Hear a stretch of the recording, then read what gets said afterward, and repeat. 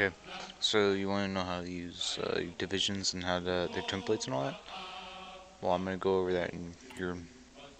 Well, I made all the division templates right here with like all this, so I'm gonna go over it pretty fast. I'm gonna go over the paratroopers first. Pretty simple. You got the cheeky bleaky. I just would name them that with the 2 width. They're not meant to fight. They're just meant to drop paratroopers like on France. They're really easy to capitulate. So maybe if France is dumb and doesn't defend like their capital or a bunch of minor cities, because sometimes I'm pretty sure you can capitulate them without even taking any major cities by just dropping on all their a bunch of minor cities and everything. Because most likely they're not protecting all of them, but some France players do. So you can just be cheeky bleak and just drop them on every single minor city that you possibly can, but you need air superiority. Okay, but now you got your tinwits. Now your tinwits, no, you don't want to put any like support equipment because these divisions are going to die fast. But you got tin with paratroopers here. Now your tin with paratroopers, I'm gonna arm them up with the basic supplies of supported companies. This will allow them to survive long enough. So maybe you're invading the Netherlands, so you want to drop some paratroopers here. So maybe you want to drop paratroopers here and here and here, maybe here.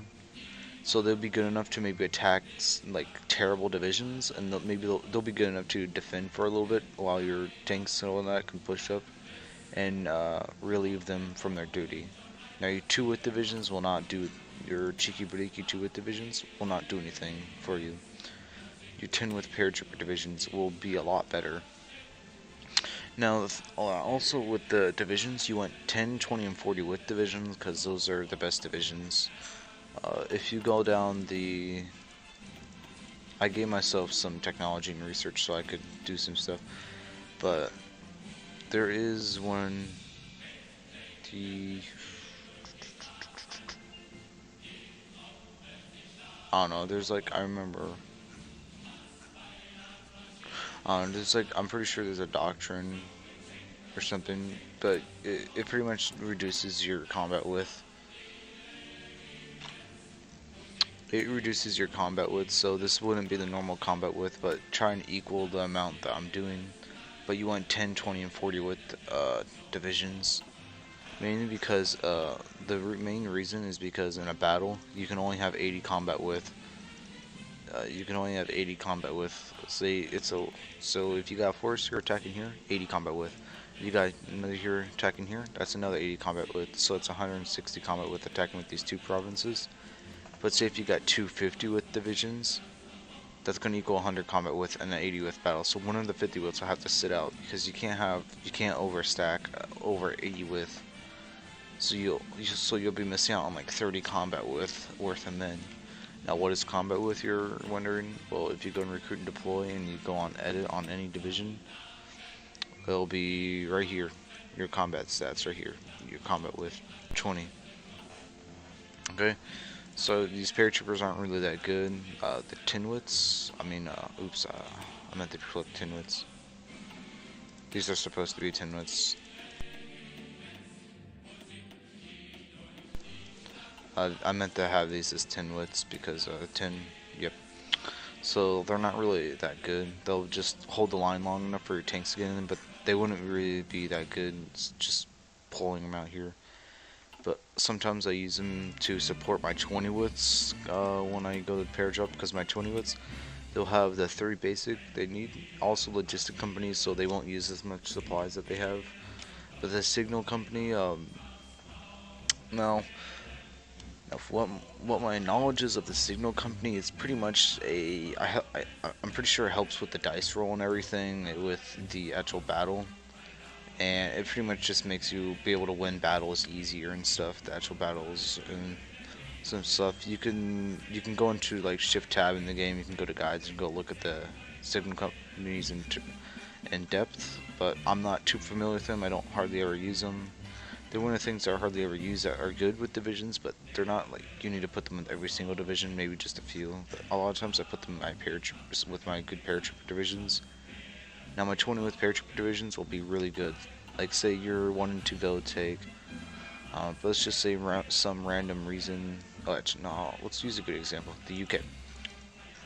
Okay, so you want to go capture one of these ports here. Okay, So let's just say this port right here. So they're probably gonna have divisions on that port. So you can probably naval invade. You can probably pair drop 22, maybe 2 with divisions here, 2 here, and maybe you don't have enough paratroopers, and maybe so you only have about maybe 10 paratroopers, 10 with paratroopers. So you drop another 10 with paratrooper here. But what you can also do is, so you'll be attacking on these 3 provinces, attacking the port. But with what you can also do is with your cheeky breaky, just random land in random places to drag enemies from, instead of going to the port, to go clear out those random spots. Or maybe go drop it on some minor cities and stuff, or maybe drop it on the land around and all that. Or maybe even go try and capture another port too with a bunch of 10-wits to go drag enemies to go over there. Okay. So yeah, I don't really need to go in depth with the paratroopers, but now he got the 40 with Marines. Now with the Marines, this equals a 40 with. So I got the Signal Company again, which helps me with the battles and all that. I got the basic 3, engineer, recon, support. Those are the basic 3 are a must in your good divisions. Also got the Logi Company, since it's a 40 division, 40 with. You want Logi companies with literally every single 40 with division, because Logi companies take away minus 10% usage of supply. I mean supply usage, and it gives you a little bit reliability and health. It's pretty good overall. The reason why you won't want to, like, say, oh, I want to put some artillery, it gives you minus 4.5% amphibious. It also gives you some minus anti-air. I mean, if you want to put some anti-air in there, you definitely don't want to put paratroopers or mountaineers, because when you go to naval invade, you don't want to naval invade. I'll go to China, since they got tons of ports here. Now you wouldn't want to naval invade mountains. That's a really bad decision. So you're like, oh, I don't know what's a mountain. Just click on the province and look what it is. Here we go. Yeah, you want to naval invade on the grasslands. At most, maybe the forest. Sometimes hills. Just really depends. Let's not get carried away. Uh, just put in the comments section if you need help. In particular, I'll reach out to you. I read my comments, so I can reach out to you and help you in particular on anything you need. But yeah, so you want to keep them fully Marines. Plus, it gives you tons of org too, so you can just keep fighting. Now you got military police. Let's just say you're Germany now, and you just took over Poland and you're at war with the Allies. You're taking tons. If you go to your resistance map mode, you'll be taking tons of resistance in Poland, well, in your western Poland. So you're taking tons of resistance. So you're gonna be like, oh, I'm gonna need resistance fighters. So you get military police, the cavalry. Your military police and infantry aren't meant for fighting at all. Not at all. Not one bit. Not 2 bits. To the most, they'll be, I guess you could call them emergency port defense or whatever. Like maybe they go into naval port, so you just go put a big front line there. But that's the most they should be fighting, emergency port defense or whatever. Yeah, or maybe they're just, let's just say they're killing resistance out in northern France, and maybe they naval invade. So you go pull your MP into there, which is fine. Yeah, that's pretty much the biggest they're going to be fighting with, but they're not fighting. You can just force deploy them, because you don't need to train them up to regulars at all. They can be greens. Your MP cavalry is meant to go around fast and everything, because you don't want to be having military police tanks or mechanized or whatever, or motorized. It's bad. Your cavalry can swoop around, because you might be taking resistance up here in Denmark, or over here, or maybe even over here. So your infantry will take forever to move around, but your cavalry will be a lot faster and everything. Let's look at the speed difference between infantry and cavalry. Okay, look here, this is the speed. No. Speed. Okay, here, 6.4 kilometers. But if you put infantry, it goes to 4. See, it's the cavalry is 2.4 kilometers faster. Yeah, it's also, infantry is also a little cheaper, but yeah, the cavalry, you don't want to, I would probably, normally I have about if I'm guarding all this and everything, I may only have maybe about 10, 15 divisions of this type of cavalry, and maybe about 20, maybe about 10, 20 divisions of actual military police. It just really depends how much resistance I'm taking, how much land I control. Yeah. Let's move on to the next, cause you got those two under control. I'm just gonna go over the templates so you can see them better. So 2 width here. You got the 10 width here too. Got the companies. 10 widths of, and you got 20 widths. And then you got your Marines here. Now you can switch it out if you really want to. Maybe you don't want to use signal company. Maybe you're having trouble with maybe there's enemy tanks or whatever trying to defend their ports. So maybe, well, normally I never build anti-tank, just because if you're gonna put production in anti-tank, just build tanks. Just build tanks. Maybe you want to put instead of the signal company, you want to put support anti-air or support rocket artillery. Now the must in the naval invasion, you need these 3 for a must. Also logistic companies, so you don't take tons of logistical supplies, because you're probably gonna, yeah, I can go over naval invasions in a different video. But yeah, here's the MP cav. MP, you want military police because they have suppression bonus of 20%, so you're actually using less equipment because you got less like actual divisions going up against them. Now here's the first port defense. It's just a very cheap port defense. Depending on what your supplies is, sometimes you can add a support artillery to them. But normally this is why I put my basic port defense. Maybe, sometimes I have a few 20 widths helping me on port defense on Normandy or whatever, but this is the basic port defense or whatever. So when you're spreading them across this, because you can't afford to have a bunch of 40 widths protecting all your coastal regions, because these 10 widths would be really good at doing that. These 10 widths would be really good at doing that. They should equal a 10 width, but there's like modifiers and everything from my land doctrine. I'm pretty sure that's affecting it. You also got some generals that can have traits. Now I have cavalry port defense. You're like, cavalry port defense? Why would you need that? Well, the main reason is that the same reason for the military police. It's faster. Say if you got like, some cavalry here or whatever, just random over here. Your cavalry can get to the port really fast. But maybe you got some tanks or whatever just sitting out here doing nothing. Maybe you're taking cover in Paris, like Manstein wanted.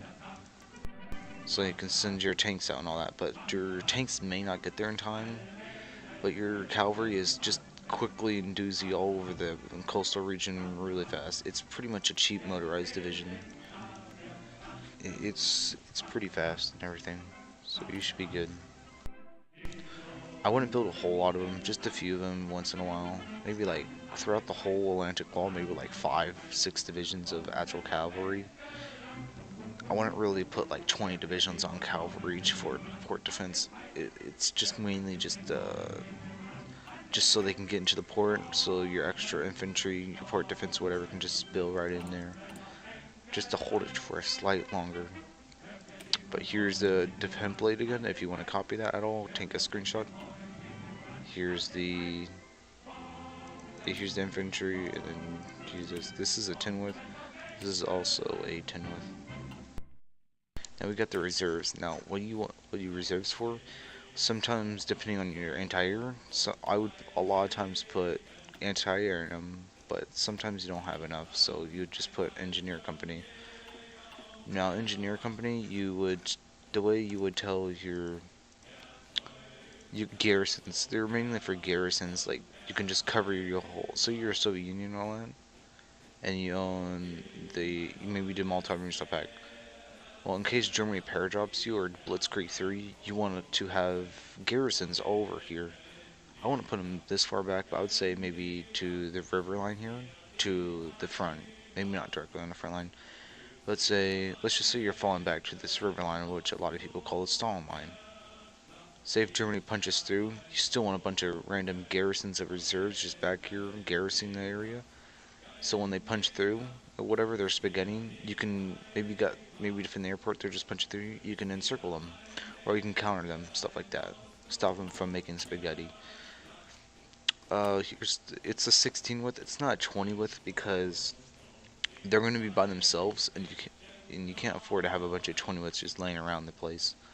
If you're doing batting guns, you can put to like a 14 width or whatever, but it's fine.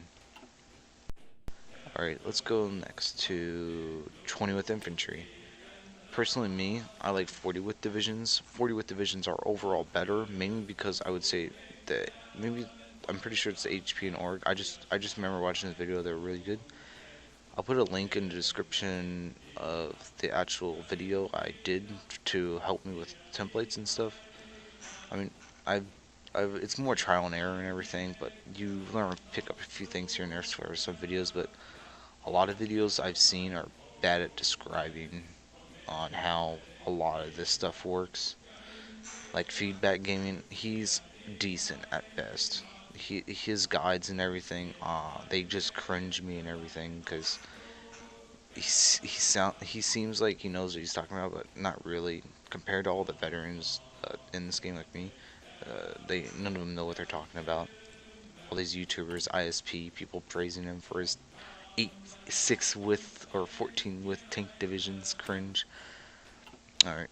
20 width infantry division. So you would have a 20 width. You see, I can try and add another one, but that'll be 20.8. You don't want to go over 20 width because that'll affect the battle.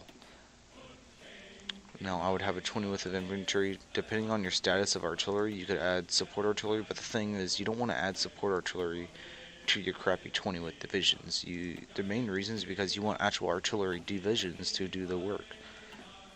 But what I would use 20 width divisions for in like mid to late game, like this isn't really strats for Romania or like sometimes Italy, but this is mainly for like Germany or Soviet Union, because you might be trying to hold the front, but you have fallback lines already with a bunch of crappy 20 width divisions here.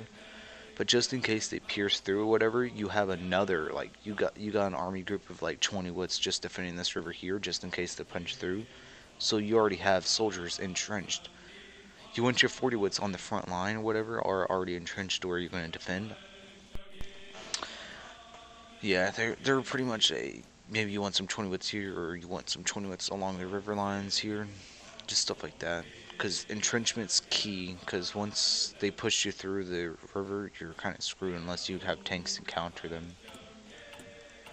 Alright, let's go to my 20 width artillery. Personally, me, I don't put artillery in 20 widths.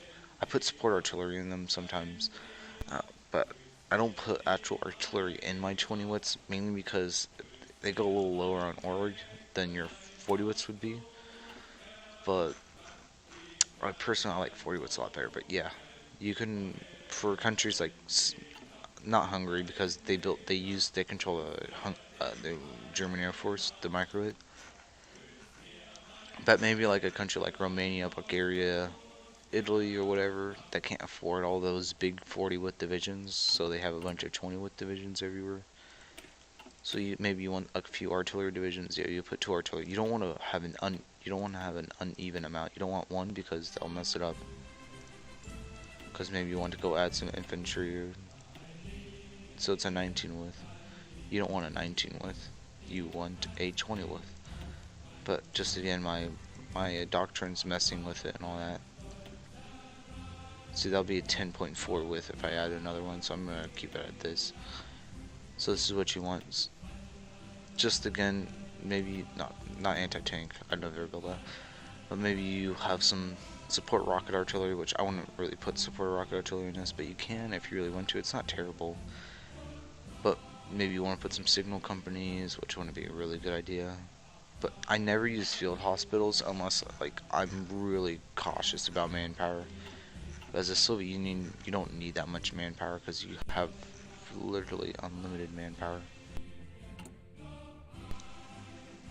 Okay, let's move on to the next one. 40 with artillery right here. Now here's the big boy divisions. We're in the big boy divisions now. Now 40 with artillery. Here we go. Now the reserves default and elite is literally just who gets their equipment first, pretty much. So the newest equipment and who gets their equipment first, because you don't really want these scrappy divisions getting their equipment first. Because you want your reserves to be having the worst equipment, because you want your good equipment on the field, because the reserves aren't necessarily going to be used. Okay, let's go back to 40 with artillery. So, the reason why you want 4 artillery instead of 2 is mainly because you want a lot of soft attack in a single division. I mean, I guess you could add some rockets, which rockets have slightly more breakthrough, but they're pretty much worse overall. I'll check their production cost, because I never really build rockets. Yeah, rockets are kind of bad.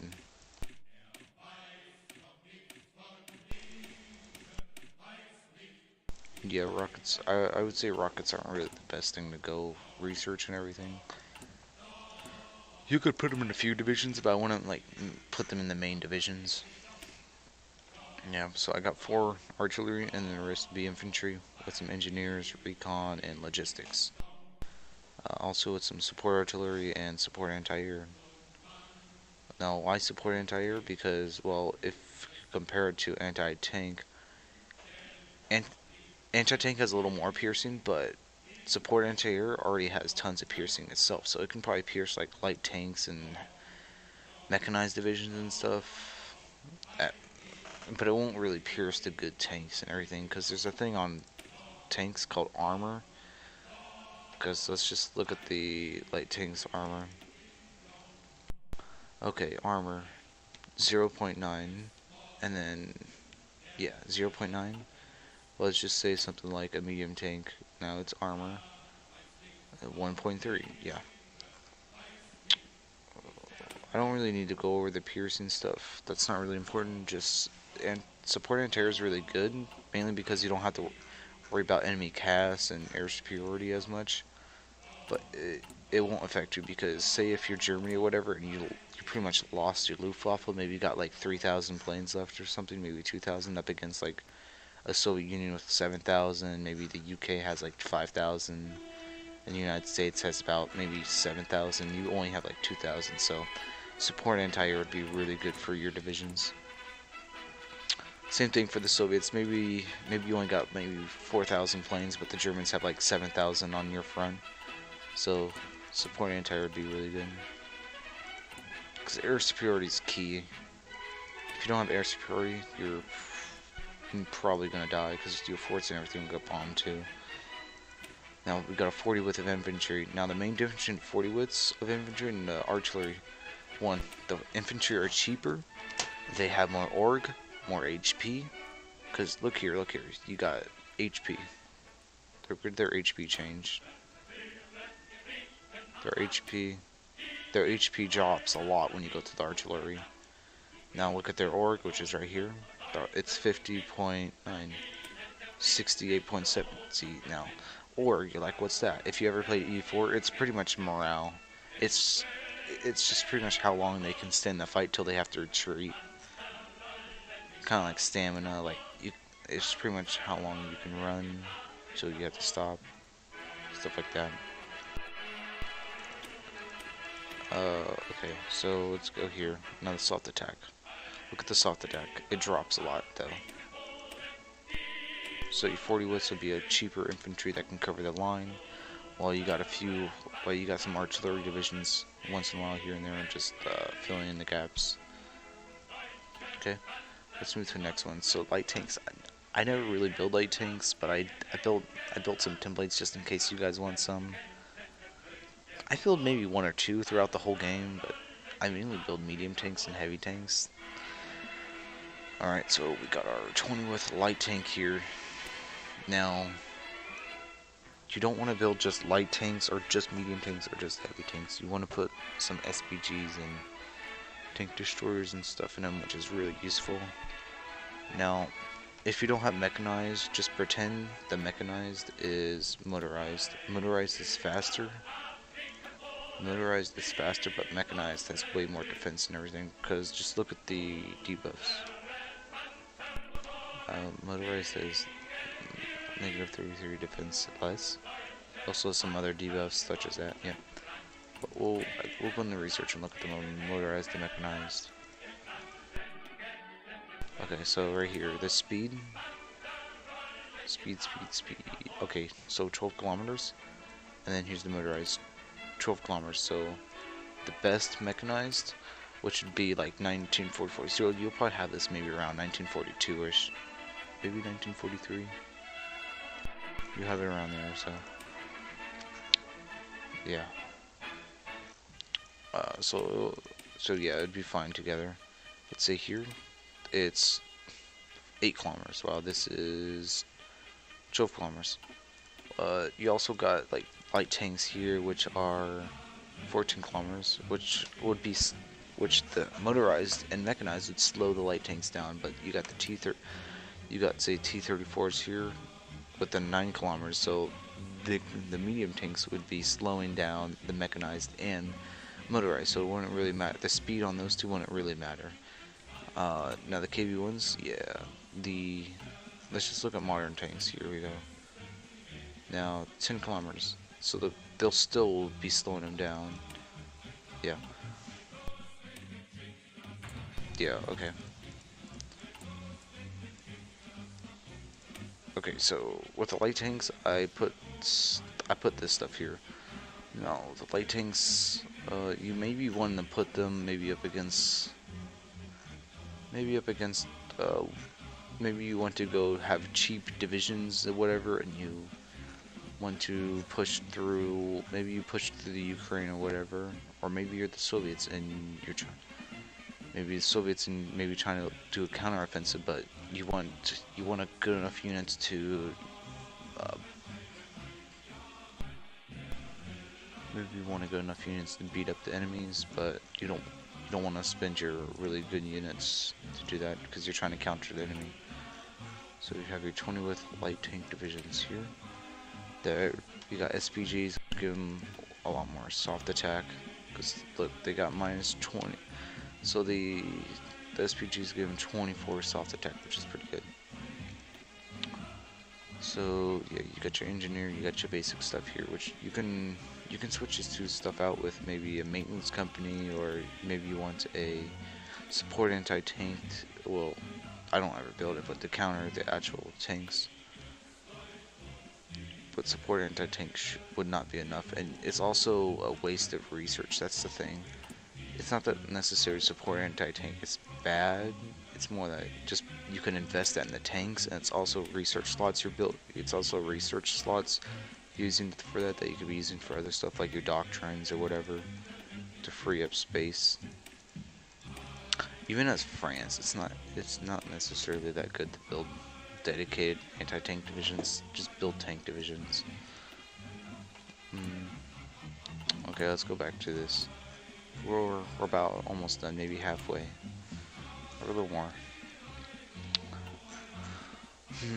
20 light tank divisions. So you got your mechanized, pretend that's motorized, stuff like that. Yeah, you could replace this, not with the field hospital, not with the military police, not with support anti-tank, but maybe a Logi. I won't really suggest Logi for this, but you can replace with the maintenance or support anti-air. But the main reason why I got rockets here is to give them some extra soft attack, so they can just spill tons of soft attack onto an enemy. Because look at this, look at the soft attack on this 20 width, and then look at the soft attack on this. Actually, let's just look at the AT. Okay, the production, this has tons of production and everything in it. These are really expensive divisions. This is a lot cheaper division here, the light tank. It only has 100 less soft attack. Beware of the org, because the org on this is really low, so you can, if you want, and put some more mechanized in it, but you want these to be tank-based divisions. You don't want them to be mechanized-based divisions. Like, I would put another like tank here, but the thing is, just look at the org 22. It's the reason why I replaced one of them. You get 26 org. Now, org is really important. It's extremely important. So I'll move on. Now you get the 40 with light tank divisions. Just look at the difference. It's gonna flip. Now the 40 with light tank divisions, I'm adding a light tank destroyer. The reason is because I might run into some actual tanks. I'll make it maybe about, let's just say maybe two tank of these tank destroyer with some support tank destroyers in them. Probably no. I'll put that last. Yeah, you had some support tank destroyers, but you can replace it with. You'd want this to be motorized at first, but you would want to add mechanized to your heavy tanks, then your mediums and all that. Because you don't want to just add all mechanized to that and then be negative like 10,000 in deficit of mechanized and have like 5,000 motorized and spare. Yeah. Yeah, you gotta be aware of supply statuses. I deleted all my divisions in Navy and everything, so I don't have to worry about that right now. Okay. 40 with light tanks? Yeah, you get the idea. A bunch of soft attack, cheap divisions, sort of cheap. Actually, they're just sort of cheap divisions just to throw at the enemy in some places. But, I mean, with tanks, you don't want to just put them on a front line. You want to put them in, like, maybe 2 or 3 provinces or whatever. So, when the enemy has, like, maybe about 4 infantry divisions on each province, you maybe have about 6 infantry divisions on each province. But, you got about 24 tanks in just these 3 provinces. So you can just easily push them here and just encircle them right here. That's not how a battle would go, but because the Malta-Rundstad Pact and Germany, if they're already this far, they're probably already taken the Baltic states or whatever.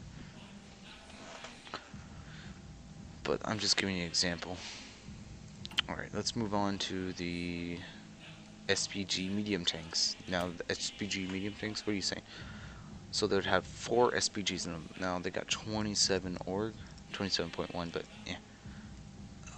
So you would have the requirements. You have the required 3 with logi companies, which help with the supplies issues, which you're going to take tons of supply issues. The reason why I'm having a lot of logi companies in these, because you're going to take tons of supply issues pushing into Russia or defending Russia. Because as Russia, you got tons of troops on the board and everything, or if you're Germany, you're pushing so far into Russia or whatever out here. You're pushing like pretty far into Russia. But the thing is that yeah, you'll take supply issues, patriotisms and everything, enemy air superiority in some places, and you got the support anti-air to help you there. Now, the reason why I got kind of a lot of mechanized here is because they give me some org. I mean, if you really want to, you could take out another medium tank and add another to get nearly 30 org, or you can keep it back to what it was. Put a heavy tank here and 27 org. But the thing is look at the soft attack and hard attack. Look how much it goes down. It goes down quite a lot. But then I can add this to add just a little more. Yeah, you understand the main point of it. Let's see. AT medium tanks. So yeah, I'd pretty much just, it's the same exact template, but just replace the SPGs actually hog up some extra places. So the SPGs, you're like, oh, what are the SPGs? Oh, they're just the SP artillery tanks, tons of soft attack. Now you might be wondering, why is there less SPGs? Why are there the same amount of SPGs as anti-tank, but there's 2 more mechanized? Well, that's because SPGs are like artillery. They take up extra space. Because look at the combat width. They add an extra. They cost 1 more combat width than a normal tank. So SPGs cost 1 more combat width, which is bad. Very, very bad. So I don't really need to go over this. Same presence. You would use these against enemy tanks. They got a little less soft attack. But you can just look at the difference here. The tank destroyer is about 113 more heart attack, but they got maybe 100 less than 100. I don't know. Yeah. Oops, I'm pressing the wrong ones. Yeah. you can see the difference here.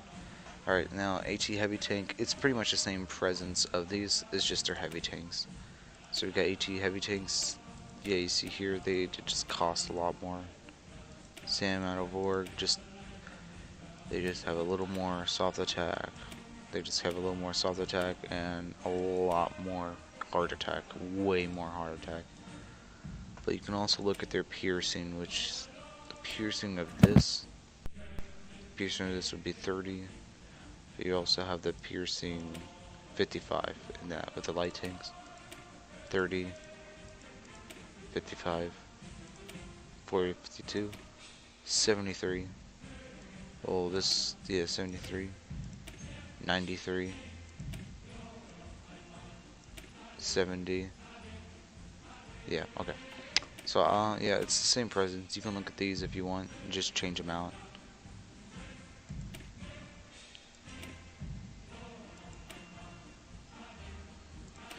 All of my tanks have the same supported companies. Okay, let's go to motorized. We're almost done here. Luftwaffe. Oh no, I'm gonna go to my office. Sorry, I was in my Discord and some random person just hopped in. I was playing Minotaur 2 with my friend. Okay, so 20 with mechanized. Yeah.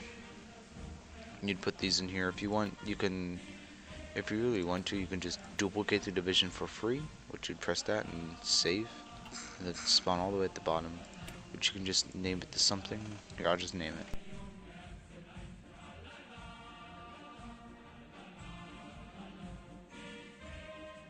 Here we go.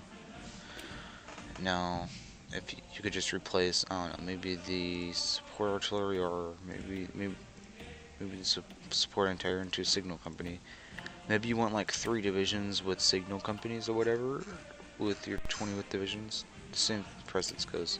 Like, oh, I don't have enough room, but I want signal companies and I want support artillery.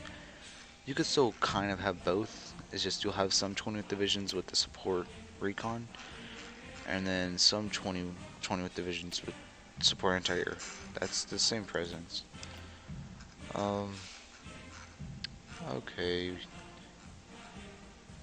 The 20 with divisions. You would want 40 with divisions, but you want some 20 with divisions to fill in the gaps too. So the way offensive works with like tanks and infantry is your tanks punch through. Your motorized aren't meant for attacking. They're meant for just to pile in with your tanks. They're meant to pile in with your tanks to support your tanks, to make sure your tanks don't get encircled, to hold the line long enough for your infantry that with a really good soft attack, I mean not really good soft attack, with a bunch of org, and I mean you want your cheap infantry to pile up in there with a really good org and health, and then you want maybe a few artillery divisions to pile up through there with some decent soft attack and whatever. Mainly just to, yeah, so tanks punch through, motorized back them up, make sure they don't get encircled. Hold it long enough so your infantry with really good defense can get in there, because you don't want a full-out offense with your infantry. It's best to just focus on a few little areas, because if you can just punch the enemy lines in a few little areas, they're dead. Because if you have ever seen like World War II, the Eastern Front thing, like how it just, like, the Germans just pushed through and then they just pretty much just encircle them and like just clear that out. They didn't do like a full-out offense. They didn't like do a full-out offensive. They kind of pushed them through little areas and everything. They did push a little throughout the whole line, but they pushed really hard in certain areas, because Blitzkrieg only works for so long. Alright, let's just move on now. So you get the purpose. A cheap fill in the gap division, but you got a lot better fill in the gap division.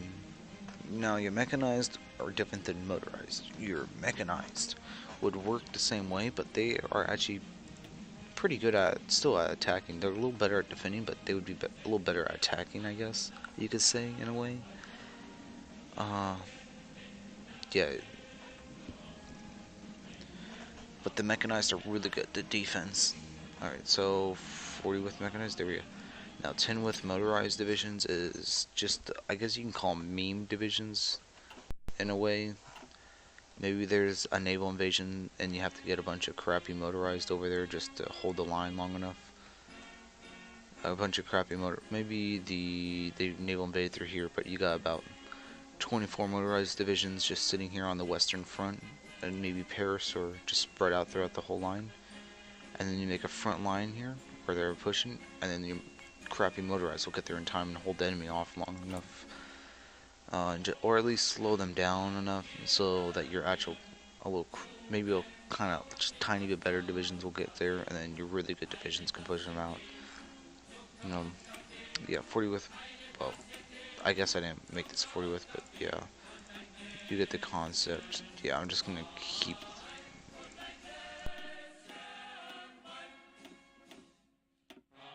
Well, I'm just gonna change this. Okay, there, yeah, 40 widths. Okay, there are 20, 40.